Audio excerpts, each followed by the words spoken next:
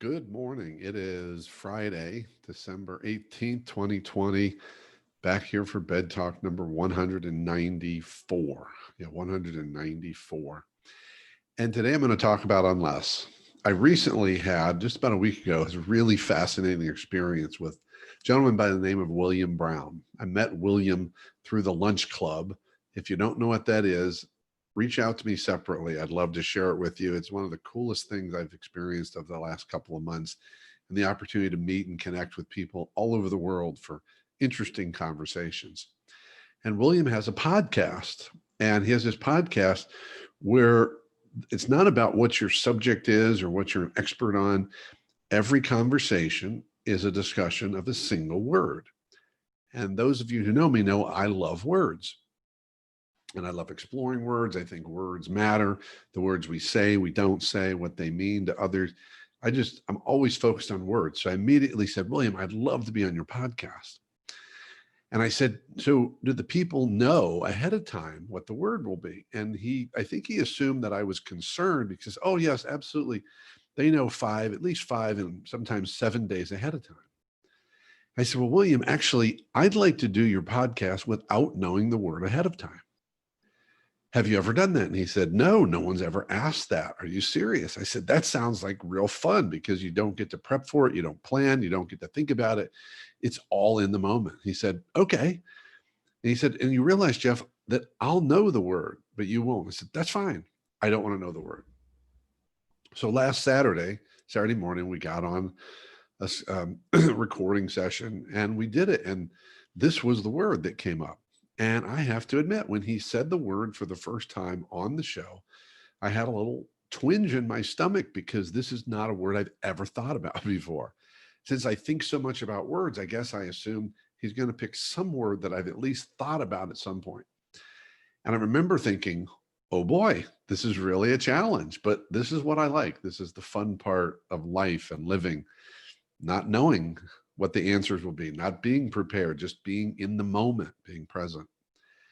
And what I want to share with you about is, yes, it was a fun experience. And I will put in the comments, I'll put somewhere in the comments a link if you'd like to go listen to it. I think it's a really interesting conversation to see kind of the waves of this discussion of the word. In the beginning, William sort of saw this as an empowering word. I interpret it with some disempowering energy. I was thinking about saying to someone, hey, let's go get some pizza, unless you prefer something else, which is sort of considerate, but also a way of maybe giving away my power and not really saying what I really want.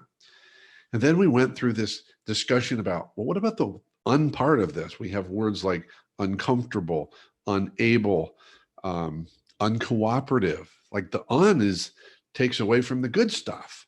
But here the other word is less. So what's unless? Does that really mean more?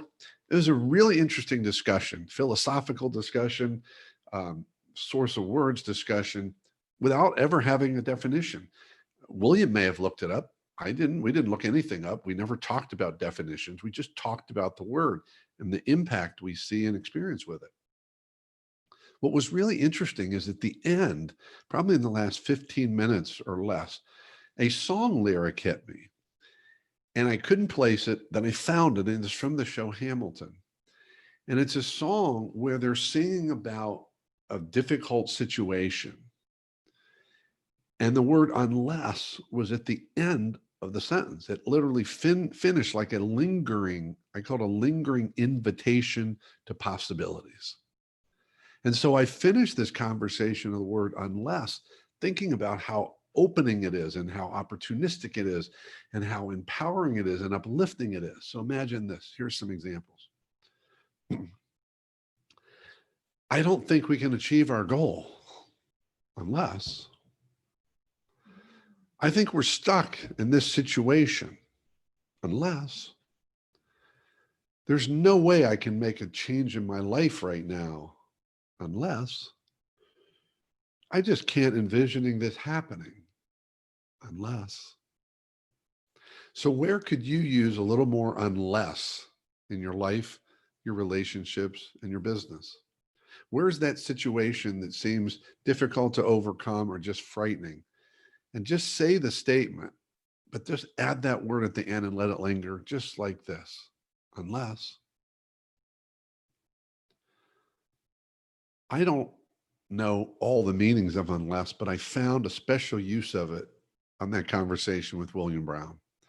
And I hope you'll take it with you too, as a tool to continue to remind yourself that everything is possible, everything is doable, everything is achievable, and that no matter what the obstacles are, there's probably another way.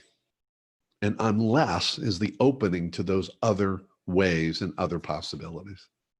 So think about it. Let me know what you think about my interpretation ultimately of the word and the concept of unless. That's it for today. Keep taking care of yourself and everyone around you. And by all means, stay connected.